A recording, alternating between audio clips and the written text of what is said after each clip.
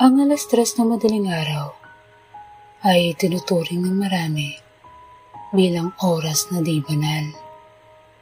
Sinasabi nila na sa mga sandaling ito nagaganap ang samut-saring kababalaghan.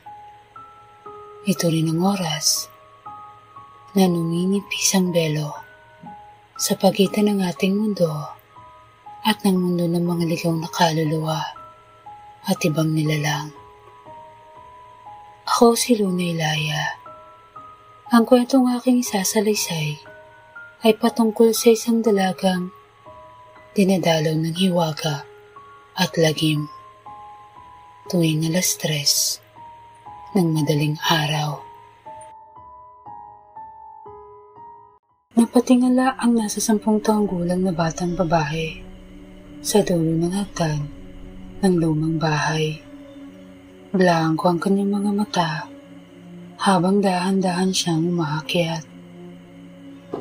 1, 2, 3, hanggang sa makarating siya sa 13 baitang.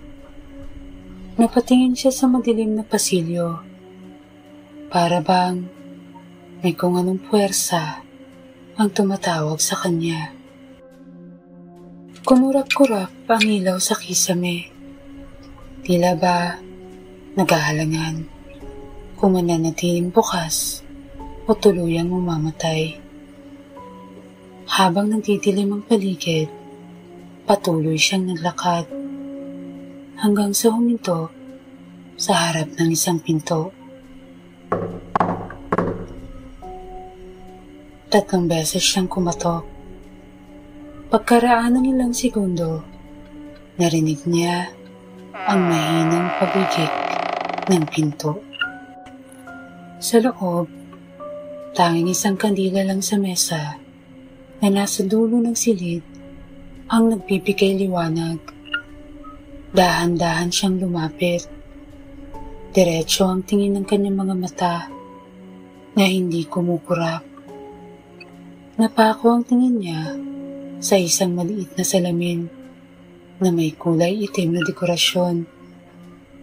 Inunat niya ang kanyang mga braso upang abutin ito. Hana!